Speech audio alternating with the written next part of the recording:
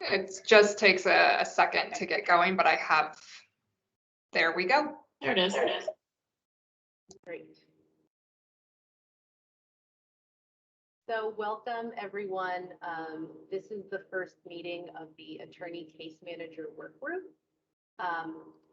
Just going to start by highlighting what the purpose of this workgroup is, and that this workgroup is really going to center around the document that we sent out. That isn't a new document. It's one that Dana Brandon has drafted, some time ago, and we wanted to update it.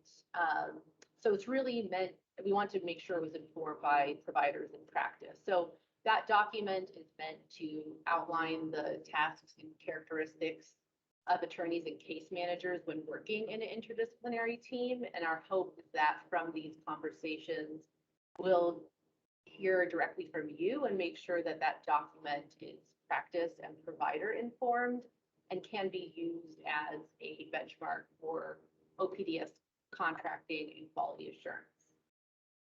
So some ground rules to keep in mind. We're going to be running this meeting somewhat like a focus group, not like a roundtable or so that means that we want everyone to participate actively, speak one at a time, be candid and respectful in your comments. We are going to be asking questions to prompt open-ended questions to prompt conversation. So to please keep focused on the topic or question. And if something comes up, we will put it in the parking lot to address later if it's not necessarily on topic. One thing to keep in mind is that all active discussion on this topic is to take place during these meetings and not via email. So for instance, if after the meeting you have a thought that you didn't share during the meeting and you wanted to share with the group, that is not, that's not possible given that this is a public meeting. So you can't reply all to the group and share your comment and start an active discussion over email. And the last thing is that Karen, can I just add something real quick there? I guess just to further clarify that, I don't want anyone to think that it was inappropriate to respond to our request for input this morning. So some of you did reply all. The concern would only be if there started to be a dialogue about your input. So thanks for your responses. That was all fine. But now we've brought it to the meeting, as Karen's pointing out. Any further discussions about your input needs to happen here. Thank you, Caroline. And the last ground rule is that OPDS staff is going to try to keep our talking to a minimum. This forum is really about hearing from you all and your thoughts on this document. So the next thing I wanted to do is introductions. So I will go down the participant list, and if everyone can say their name, their job title, what county they work in, and why they are interested in participating in this work. I will start with Alan Reynolds, please. Thank you. I'm Alan Reynolds. I work in PCRP in Lincoln County. And we went PCRP, it will be, I think, going on, 3 years in October. I want to be on this committee, or I think this is a good thing to do, mainly because PCRP, in my experience, has been about the best change in the juvenile practice delivery in Oregon that I've ever seen, and I've been here for 30 years. So I have to say that being a part of this is an honor. Thanks, Alan. Next, Carol. Hi, I'm Carol James, and I am the case manager for the Lincoln County attorneys. And I wanted to be on this group so that we could refine some of the necessities that we need for doing our best work. And I'm hoping that we can all have that kind of input. Thank you, Carol. Dana Brandon. Hi, I'm Dana Brandon. I'm one of the case manager administrators for the PCRP program in all 10 of our counties. And I'm excited to convene this group and, like Carol said, refine some of the practices so that we can improve our, collaborative advocacy and client outcomes.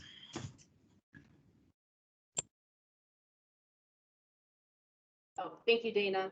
Don Andrews.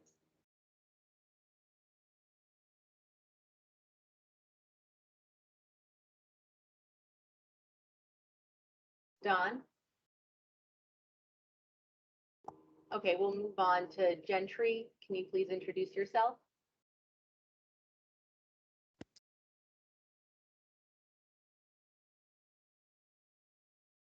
All right, Jesse Wilcox, will you please introduce yourself?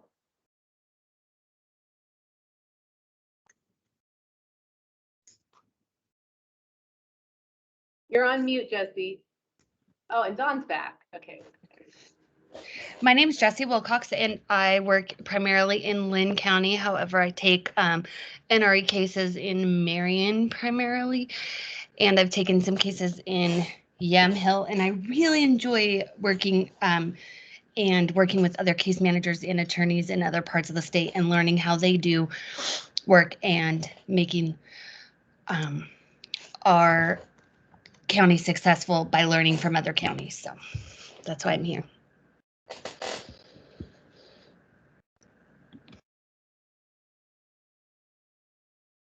Oh, Don, back to you. Oh, sorry about the mute thing. I'm Don Andrews. I am the contract administrator for Metropolitan Public Defender's Parent-Child Advocacy Division. And I wanted to be part of this group because I've seen how the in-house case managers have really benefited our casework. And I've been monitoring this program since it was in its infancy many years ago. I think it's great, and I want us to refine the practice and integrate it better. Thank you, Don. Next, Gentry, are you back? Okay, well then we'll move to Jillian. I'm Jillian Rivas Davila, and I have been a case manager in Columbia County since Columbia got the pilot program. I too have seen a lot of success with this program, and I really believe in it. I am interested in this work group because I think having that consistency across the counties and the state, I think is really helpful for the strength of the program. Thanks, Jillian. Okay, Jody Russell.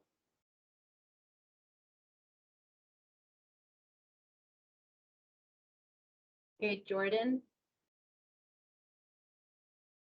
My name is Jordan. I work out of Columbia and Multnomah County. I am in this group because I think kind of the whole purpose of the PCRP program is to bring interdisciplinary folks together in different views and experiences and things like that. And I think that this is also just like an amazing platform for all different experiences to get together and really kind of work together to find the best way to support attorneys and clients. Hey, Kathleen.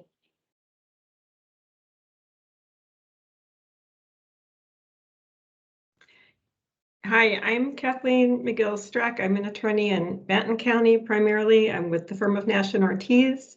I have been using case managers since I began practicing in Oregon 3 years ago. And I have found them to be a very efficient and useful part of a juvenile practice. I think there's a great deal of potential for the use of case managers statewide. And I joined the work group because I'd like to help ensure it becomes a widespread practice and an integral part of every juvenile practitioner's work. Thank you. Okay, Leslie.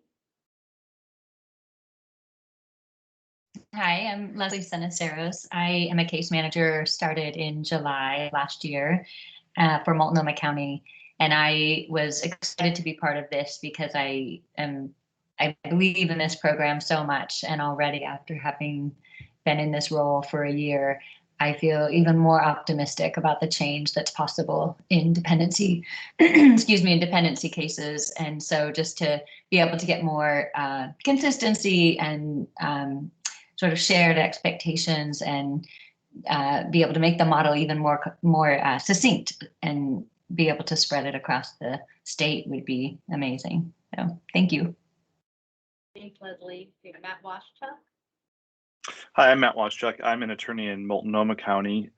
You know, and kind of as Dawn said, well, I mean, I didn't work on this at all prior to last year. It's new for us in Multnomah County, having only been in this for a year, and really just trying to have a work group that where, you know, there are people with so much more experience in this and having used case managers for years and really seen how, you know, adding newer counties, what may be different, what may be the same, and how we can have a program that works best statewide, you know, is just really worthwhile. So happy to be a part. Thanks, Matt. Melissa?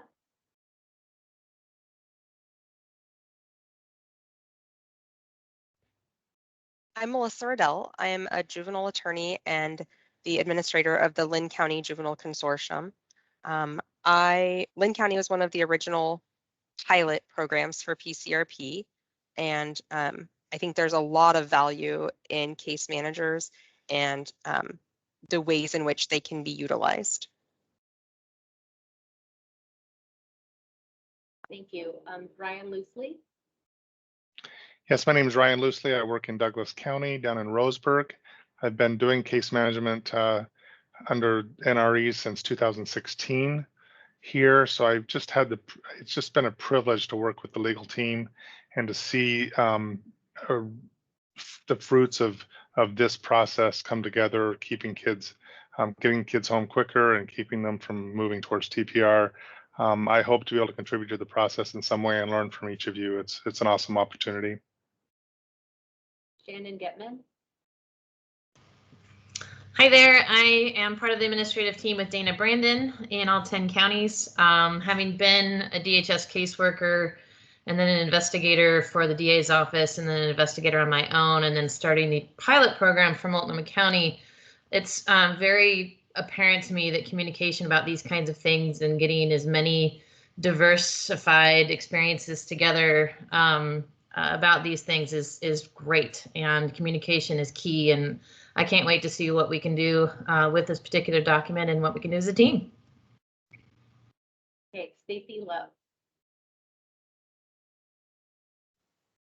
I am Stacey Lowe. I am the director at Southwestern Oregon Public Defenders Services in Coos Bay. And I have dedicated most of my career to working dependency and delinquency cases. Was kind of a surprise to me. I didn't think I was going to want to do that kind of work, and then found out that I really love it. And so I worked really hard in making sure that my office was providing high quality representation to parents and children, and having the PCRP program come in and enabled me to make our representation even better. So I'm really excited to participate and learn from you all and share my experiences as well. And it's nice to be involved in a group of people who share my passion for making sure that the state of Oregon does its best for our children and families. Okay, and finally, Tony Griffin. Good afternoon. My name is Tony Griffin. I'm an attorney down in Douglas County. Been practicing down here for about 10 years. We've been on PCRP since January, and I have noticed specifically the access to case managers has improved our local practice leaps and bounds. My interest in being on this committee is one, to improve my practice and provide better representation, and two, and equally as important, to provide insight from an attorney's perspective from our region down here, and hopefully make this document and practice standards more robust and more efficient. Thank you to all of you. And hey, Karen, sorry, looks like we've got Veronica. I think Veronica I apologize, Veronica. You're totally okay. My name is Veronica Wilkinson, and I am a case manager at Metropolitan Public Defender in Multnomah County. And I am excited to be part of this, to hear and share experiences with all of you, and just see how we can continue to grow and progress this model across the board. Is there anyone else I missed? All right. Well, what I was going to say is, as you probably gathered, this is a pretty large group, but it was important to us to make sure that all the counties were represented and that case managers and attorneys from all the counties were represented. So this was the number that we arrived at in order to make sure all of those viewpoints could come together. And I want to thank all of you for your agreeing to put your time into this work group, because we know your time is precious. We plan on keeping this work group short term, 2 to 4 sessions tops, because we have a focused agenda. And so now, actually, I'll stop and first make sure to introduce the OPDS folks on the call, even though I imagine you all know who we are. I'm Karen Farkas, and I'm the PCRP manager. Hi, I'm Nora Van Dusen. Yes. I'm Caroline Meyer. I'm the program analyst for PCRP. Hi, I'm Gloria Vidal, and I am the data analyst. I'm here to take notes today. Thanks for having me. So this is the last slide, and then we're going to jump into some questions. So the purpose of today's session, and this might be too much to get through in this first session, but the goal of today's session is to first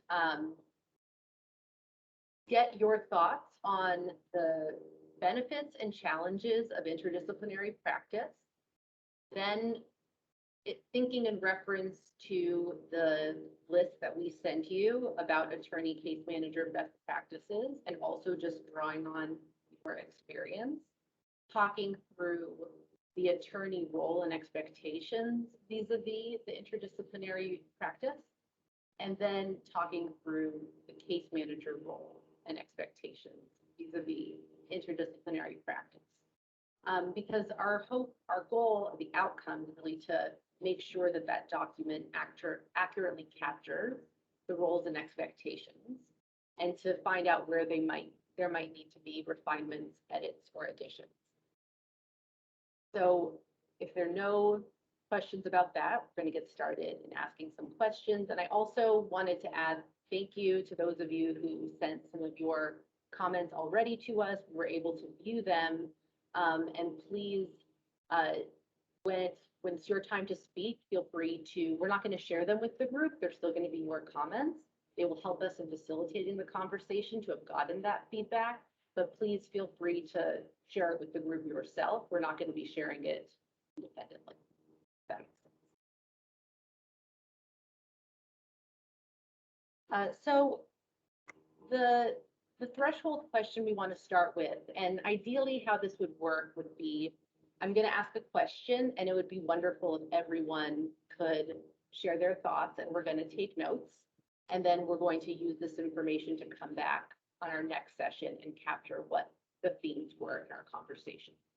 So the first question is, what are up to 3 benefits and challenges of interdisciplinary practice?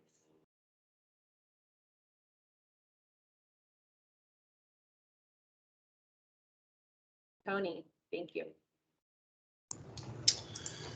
Thank you. I'm going to start with a couple of challenges. As a solo practitioner, I've noticed that our public defense office down here has an in-house case manager, which is excellent, and they will often go to the shelter hearings in Douglas County with the attorney, and so they have a very quick integration. We don't have that accessibility, and I don't know if there's a quick solution in Douglas County that would provide that accessibility to bring a case manager on immediately at shelter hearing. The other side of that is if my cases, if let's say I have 13 cases I'm supposed to have a case manager on, and I've already requested for 14 or 15, I feel like requesting at that stage is a little bit premature. Some benefits that I have seen is the communication in this interdisciplinary practice, having a case manager being able to send me a text message while I'm, let's say, in a trial real quick, and I'm able to get an answer back. And this happened last week. I was able to get a client coordinated to show up to a first appearance where they would have been set for a prima facie if they wouldn't have shown up for that first appearance. That has just, it's a force multiplier. It's absolutely overwhelmingly a good thing. So that's just some, I guess that's two bads and one good, but the good far outweighs the bad in my opinion. Thank you, Tony. Stacy? Thank you. I just want to say I completely agree with what Tony said. And I will add to that, you know, the idea of being able to have a case manager start at least with dependency cases with you at the very beginning, I think is fantastic. But I am afraid that if I start doing that, I'm going to run out of them. And then I'm going to end up with a case that desperately needs one and not be able to meet that need. So the idea of having more case managers and expanding that, I'm totally behind. I think another issue that sometimes comes up is different attorneys have different ways of managing their cases. And I kind of see a dependency case, for example, as being really adversarial at the beginning before there's been any sort of adjudication. And then if an adjudication happens and we've got court orders and we've got, you know, there's jurisdiction and parents need to start working with the agency, then it's generally my practice then to switch gears, so to speak, and really work a cooperative case so that my parent client or my child client can have the best shot at reunification. And sometimes it's real tricky to have the case manager make that shift with me. And so that has been kind of challenging at times because, you know, when you first start, it's all completely 100% headbutting with DHS in some cases. And so that shift can be difficult. The other thing I think that a case manager really helps with is, in many cases, it's that mistrust and that anger towards DHS. And so having a case manager who can be, you know, a social worker for the client and on the client's team can really help break that down quickly.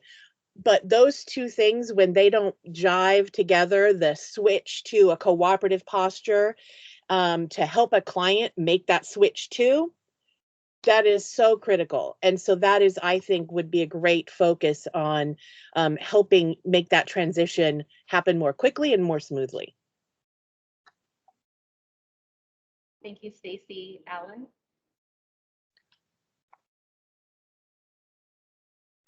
Thank you. We've been very lucky in Lincoln County. We also do a lot of work in Benton County now, so we got one foot in both counties in Lincoln County anyway. I think what we just had one had to resign, and she had an expertise in social services, finding housing. Our other caseworker, Carol, who's part of this group, was the director at DHS, at CASA for years and years and years. And she comes to the table with probably as much experience as any of the attorneys have got, but she also knows where all the bodies are buried. And DHS actually has a tremendous respect for her only because she knows how the game's played. So I would say it's been helpful to have a very connected case manager who can actually get things done. I mean, act on just an instruction, let's do that, or even have their own ideas and consult. It's important that I think that we have a partnership and that it's not just me directing, because a lot of times if you make them wait for direction, they'll wait for direction and then nothing happens. I appreciate the fact that ours are very proactive and, you know, I mean, they see things I don't sometimes. So having a second set of eyes on a case is really important. They have time for details. They can sit there and wring hands with clients and give them the support they need in the minute-to-minute stuff that I really don't have time for. I mean, I wish I did. And if I had like a 25% caseload, maybe I could, but that wouldn't be effective anyway. So they're great for that. They're also good with follow-up. Sometimes I'll tell them what to do and what we should do, and then I move on. And half the time it works, and half the time they don't get around to it. But having a case manager come back and keep repeating and keep encouraging and that kind of thing has made a big difference in my caseload here. As far as any kind of concerns I've got, there isn't enough. And now that we're missing one from the one we normally use, has had to resign and move on. We're hurting right now, and so we're looking quickly to find someone to replace her. But that's difficult to do. And you want to know how important they really are. Just have one of them go away, and all of a sudden you realize, holy shit! I mean, we use these people; they are amazing. And then last is getting DHS on board. As far as I'm concerned, when I get a notice for something, it needs to go to my case manager as well. I mean, we're right up front with who's involved, but sometimes their internal mechanisms don't get the job done, and they aren't listed. They're not important as far as the parties, So I think that's been a challenge as well. But fortunately, I have an assistant who's amazing at getting things done and getting electronics out and getting people involved. So I think they almost always get the information they need ultimately, but it'd be nice to do it up front. I only have 2 bad things, sorry. That's fine, Alan. I don't see Carol. Actually, no, sorry, I said I don't see anyone, then I saw Carol, so. Well, as Alan was saying, that's one of the challenges with getting DHS on board, because they don't like to send me case information. It has to go through the attorney because of the confidentiality that they have. I have some of the caseworkers that will freely send it to me. They don't want to keep filtering through the attorney because it slows everything down, but that is a big challenge. I don't know if there's a benefit to that.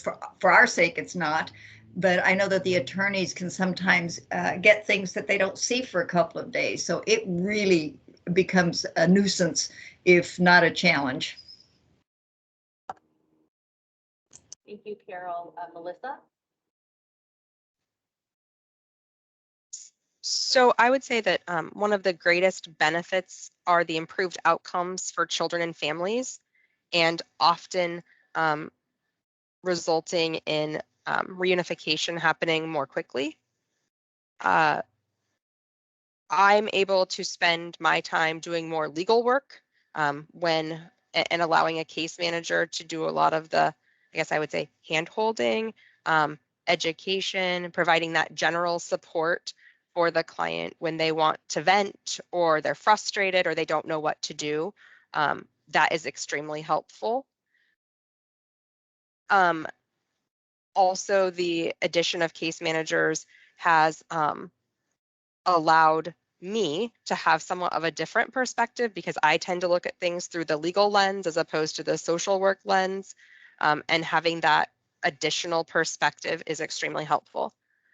For challenges, I would say that sometimes working with a case manager at the front end of a case can be more time intensive, because you're having to help build that rapport and relationship between the client and the case manager.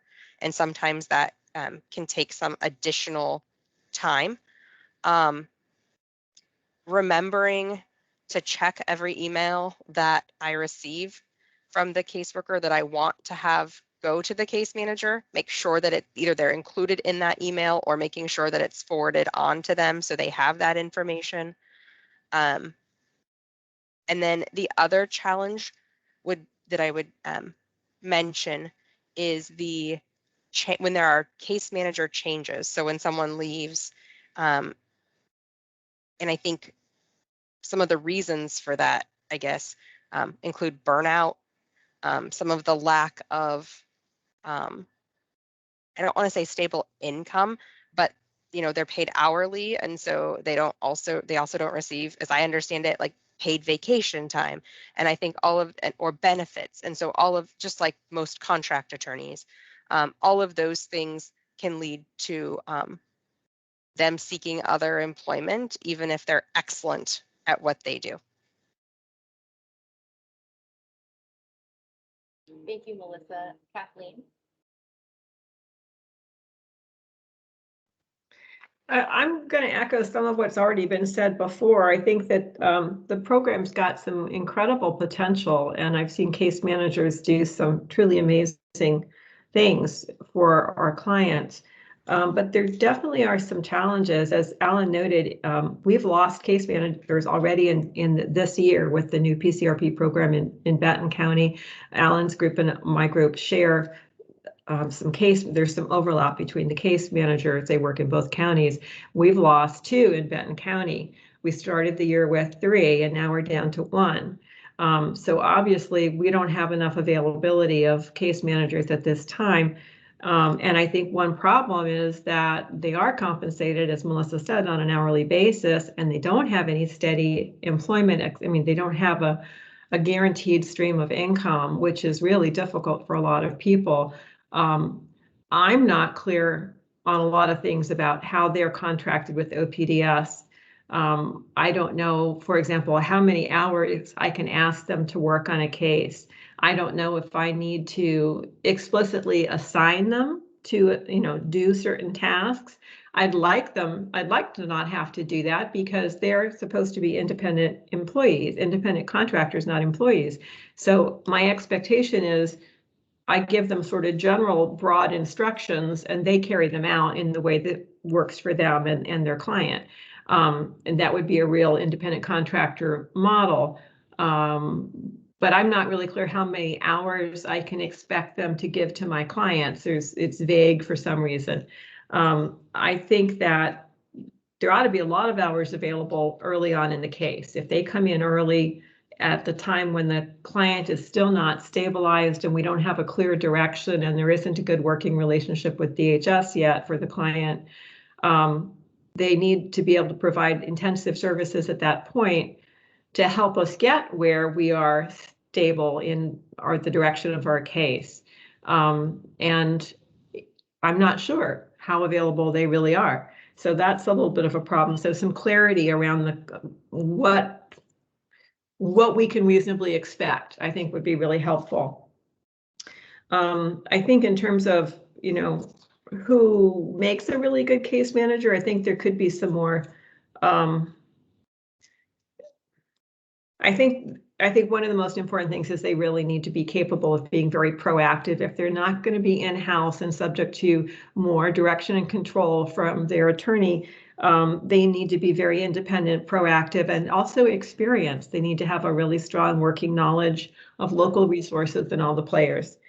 And then I think, like Alan said, DHS is not on board with this yet in our county. They're really uncertain about a lot of aspects of working with a case manager. They don't, it's not just that they're not great about remembering to copy or include our case manager on communications. They're just really kind of not sure what to make of having a case manager involved. And so they need some more education from, I think, OPDS around what this really means and how this changes practice. And I think that kind of extends to Benton in that we're a new PCRP county. I don't think they're really very aware of how that has changed the practice model from our end of the table. So maybe some collaborative sessions would be helpful. I know that the PCRP had some outreach to the DHS branch initially, maybe some more. Attorneys weren't involved in those initial outreach efforts. Maybe this should be more of a joint effort, so we're all on the same page. We all have the same understanding. If that's possible, that might be beneficial. Kathleen? Those are just some of my thoughts. Okay. I'm going to put some of the things you said are things that I'm going to put in the parking lot. I think, if there are questions about case manager contracts and how that works and hours, we'll come back to the next session and share that with the group. So there's more understanding about that. But thank you. Next, Jordan. I am probably just echoing a lot of what everyone's been saying, in particular, Alan and Carol around, and I think for me, it's not so much DHS leaving us out. I don't know if there's a way to streamline like being involved with like court links, and that's gets a little bit different as we're like moving out of COVID. But like also like documents and court reports and stuff. I know right now it's kind of on the attorneys predominantly to make sure that we get those things, and you know, people are busy and things get missed, and it gets, you know, really hard to be proactive when we don't know what's going on and we're only hearing certain things from like clients and like, or we're catching up to something like a week after it happened. You know, I don't know, it gets tough when we're not in the same communication loop as the attorney, and it gets, you know, pretty difficult to proactively take steps to do things, and we just don't know what's going on, or we're scrambling at the last minute to get court hearing links and things like that. But I also know like the attorneys are obviously very, very busy. So that's where I'm wondering if there's a way to make it so it's not just on attorneys to share that. And if there's a way to like be part of, I don't know, not necessarily e-filing systems or just something so that it's not just on essentially like one person to make sure we're getting information, because I think that that's a lot to ask of any one person, and then things get missed and then we have to play catch up, and that gets kind of difficult. So. Thank you, Jordan. Dawn? For benefits, this is a little bit of an echo, but I think it is wonderful to have someone that our client trusts because they're part of the defense team to problem solve early in the case, so that our clients can start to wrap their head around the case and their possible future need to collaborate with DHS, so they can, the case managers problem solve urgent needs like a place to sleep, those kinds of things, so that our clients can start to let their brain relax and think a little more clearly. It's been a great benefit. MPD has in-house case managers, so some of the challenges you guys are discussing, we don't have. Our biggest challenge, and consistent with the email that I sent earlier, is that it's a finite resource. I mean, our OPDS has given us directives about what percentage of our cases on average should have case managers, and developing a strong system that is equitable to all our clients as we take this finite resource and shift from one case to another, and getting some practices that are effective around making those decisions would be wonderful. Thank you, Dawn. Jillian? I too, in terms of that benefit, I would say that early on, as Dawn just shared, as well as Stacy, that getting, being able to break down as a case manager that trust and fear that client has early on in a case has been tremendous, especially in safety planning with in-home plans. And I think that pre-petition work that we've gotten started, that's where that has really come in. And I think that that's a huge piece that I think that the juvenile system did not have prior. As a case manager, it's been great hearing this positive feedback about the appreciation from everybody on this work. So that's wonderful. I also think that there's that benefit of being able to have somebody else to support you in the work on what is going, what's happening. This is difficult work, and being sustainable, I think, is critical. And having attorneys and case manager being able to support each other and is, I think, a huge piece. The one challenge that I wrote down is that same piece around getting that information. And I echo what Jordan was saying about, I want to reduce the workload for an attorney. That's my goal. So if there was a way to be able to be getting some of that court information, some of that discovery, really getting the agency, to send those things and information to case managers so that we don't have to be asking the attorneys at the last minute. Thank you, Jillian. Tony, did you raise your hand again, or is that your old hand? You're muted, Tony. Technology, it beats me every time.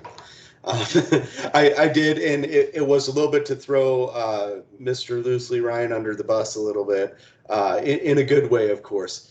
he in Douglas County, and I believe our CRB field manager has been pretty integral in breaking down the walls of communication between the case manager aspect and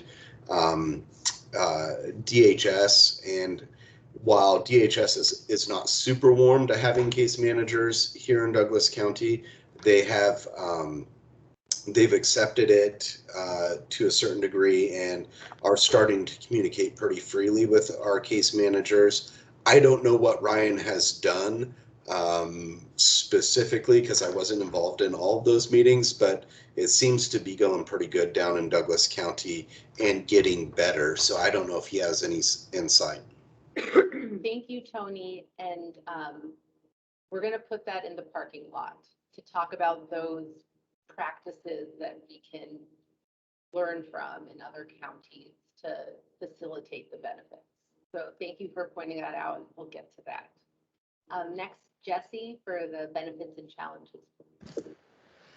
I had a lot. I won't repeat, of course, because I'm at the end, but You're not at the end, you're in the late middle. I'm in the late group. The invites to the meetings as far as like FEMs and FDMs are probably my weakest, like my complaint, like that needs improvement. And just yesterday, Melissa and I were on a CRB. It wasn't even happening. So it's like, hello. So talk about waste. I mean, just a waste of our time. And luckily we didn't go there. It was virtual. But I just know that we're very like, well, that's a good way. I did CPS for 10 years. So I took people's kids and I was that worker in the courthouse that was talking to attorneys and the clients that were by themselves with no one there. Those are the clients I want to get back to being with in the courthouse at shelter hearings. And I feel like that is huge. And the clients appreciate that so much. Even if you're just explaining something that they don't know, that's what I really want to get back to doing in Linn County. And I hope we get back to in-person shelter hearings very soon. And I have, like Jordan was mentioning, getting court links and things like that. I went to the courthouse and talked to the clerks for our judges, which we only have 2 juvenile judges, and we're pretty much, and then we're going to maybe just have one pretty soon, a referee. So I'm kind of really excited about that. But anyway, what I did was I just asked them if they can add me to their list when they send out the links so I didn't have to harass the lawyers. And it has improved my work tenfold. So, and it made it easier for the clerks as well once they just knew, oh, this is my group, and I send these as they create the links, and then during the week before, sometimes 2 weeks before. But when I work in Marion County, they create the link at the time of the setting. So I have 2 different systems, and I wish Lynn would be more like Marion in that way, but they're not, and they won't. So I have to bend that way. Thank you, Jesse. Would people mind if I called on them if they haven't spoken yet?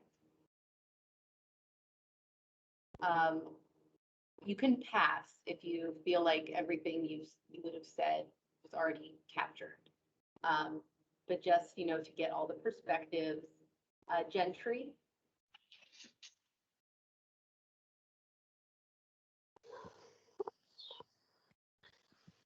Oh, hi guys. A lot of it kind of got addressed. I do think that, yeah, pretty much the same things with missing meetings or not getting links. That is a big issue. And I've been doing pretty good branching out, working with the attorneys that have been coming in from St. Helens. And we actually got some juvenile cases, and I need to get some more training on how those flow and how I can assist more in those. And that's probably my main thing that I'm going to need help with. What kind of cases? Oh, the juvenile cases. The delinquency, you mean? Yes, the delinquency cases. Sorry. Yeah, so I need some more help with those ones.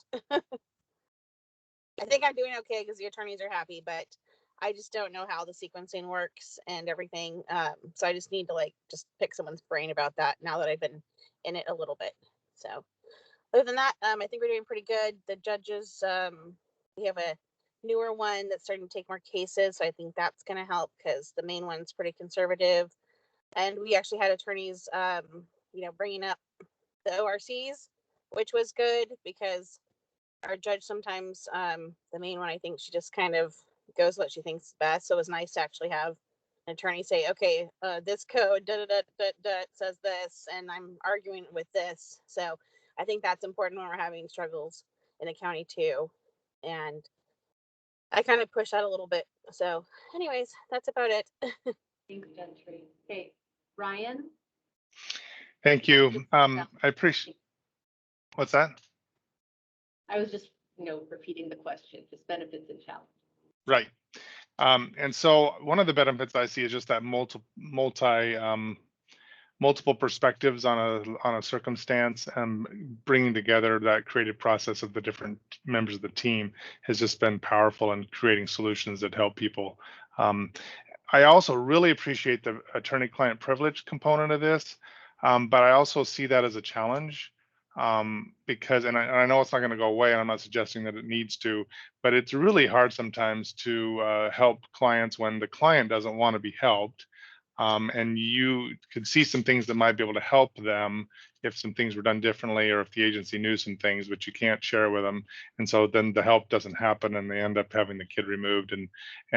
If you would have been able to communicate, maybe that could have been prevented. But so it just, sometimes it gets in the way, and sometimes it's very helpful. So it's just one of those catch-22s, I think. I don't know. But another challenge I really see is that one of the benefits is having us being able to take care of the day-to-day stuff and really help with a lot of communication with the client, and both explaining things and also helping them to understand different aspects of working with the agency. But sometimes when things go south and there's you're really in the trenches working on things, sometimes you really need you can't do all of that yourself. You really should be working directly with the attorney and getting their input and their approval on certain actions. And sometimes they're not accessible. And even particularly after hours is always a challenge. I mean, this last week I was out once till 7:30 and once till 10, and dealing with some crazy stuff. And the attorneys aren't available. So that makes it a real challenge for case managers. And I don't know what there is that we can do about that, but it is just something I thought of. Thank you, Ryan. Leslie? To me, one of the biggest benefits that I see is just the collaboration between the attorneys, but also DHS. And so I think for me, reaching out to DHS and building that relationship with the caseworker and getting their perspective on everything really helps me know sort of where to put my focus. And you can get a lot of information by building that rapport. And I think the most success I've had is when I really do build that, as opposed to having it feel adversary. I let the attorney do that. And same with the client, even like the attorney can say the hard part, like, here's the stuff you just need to know. And then I can follow up and help them process that and move forward. So to me, the collaboration is key. And I guess then the biggest challenge would be when that doesn't happen. So when there isn't communication regularly or when needed, I can get kind of stalled if I can't reach out to the attorney, especially if there are issues that I'm having and not sure what direction to go. But otherwise, I definitely have more benefits than challenges. So thanks. Thank you, Leslie. Veronica? Yeah, I think most of the things that I was thinking of had already been said, but I will just say the challenge for me has definitely been the collaboration with DHS, or just getting their buy-in, I think, about our role as a case manager. And just like a little example is like getting left off of emails or even like them taking the attorney off of an email that I've originally CC'd them on. And I just feel like yeah, just their buy-in would be a little bit more helpful. And I think we could do a lot more collaboration like Leslie was talking about if we could just get that buy-in. And another thing that I've found as a benefit is just the communication and collaboration that we as case managers have with each other. I'm specifically talking about just Multnomah County. But I mean, I think we obviously aren't talking like specific cases, but I think just with resource sharing and just all the different backgrounds that we all have is super helpful. And I found that to be super valuable for me in the work that I'm providing. Thank you, Veronica. Matt? Well, one of the things I like hearing about how many shared experiences we all seem to have. I mean, there's so much overlap. I liked a lot of what both Melissa and Kathleen said earlier. You know, the outcomes are absolutely more positive with case managers. And here in Multnomah County, look, we've had only case managers for 1 year, and it's been during COVID. You know, I haven't met a caseworker in person yet. You know, I know my caseworkers have met many of my clients in person. This has been a really hard year to start doing it, and it's gone well. One of the things, sometimes it doesn't even have a better outcome, doesn't have to be that there's a return or there's a particular outcome you're looking for. One of the advantages is, you know, case managers really help clients simply understand what they are in and why they are in this position in a non-legal way. And the clients have a deeper understanding, which I appreciate. I think for difficulties, you know, kind of as Kathleen said, I guess I view, you know, we don't have in-house case managers. And so I view the case managers that I ask for to be independent professionals. I would never tell them, I think they should be doing X, Y, and Z, or tell them not to do X, Y, and Z. I don't really know how much time they can spend. I don't know what the limits are of what they can do. Case managers are often having conversations with caseworkers that I don't know about, wouldn't have authorized, and also have been really happy that they've had the conversations nonetheless. I think there's a lot of independent action happening. I don't think that would be happening if all the case managers were in-house, because there's a culture of how you want work to be done that out of non-in-house case managers, they're going to do things in the way that they think is best, which of course they should. But then it also causes there to be meaningfully different ways in which case managers have relationships with DHS that I don't see. And so I have no idea what kind of relationships are formed by the firms in Multnomah County that have in-house case managers, how it looks different or the same. It can, the case managers all have real different strengths. As Leslie said, she does this relationship building with people. I'm not going to do it. I'm really happy. I talked to David Barrett the other day. He gave me 30 minutes on how I can get clients switched to different health plans with OHP that I've never heard of. Everybody's got their strengths. I can't hire based on strengths, really, which is disappointing. That's something that I certainly wish could be different. If I hire a psychologist, I know exactly what they're going to do. If I hire an investigator, they may do lots of things, but they're going to do exactly what I asked them to do. If I hire a case manager, it's really in between. I don't know what the limits are of what they can do. I don't know what is fair or kind of reasonable for me to ask them to do or not do. And I don't know if it's different if it's an in-house case manager. And so having some consistency on kind of what the roles are would be helpful, despite the fact that I think they're doing fantastic work. Thank you, Matt. Did I miss anyone? All right. Well,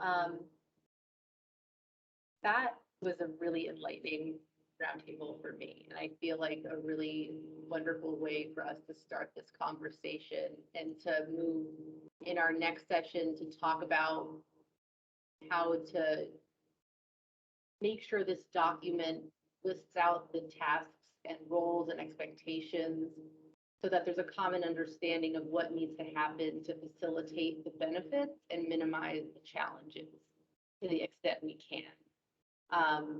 So it's 12:59. This ends at 1. We'll be closing this session.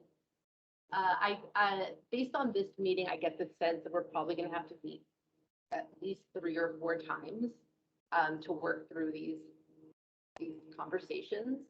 And we will send Caroline. We don't have another session yet, correct? We don't. That's correct.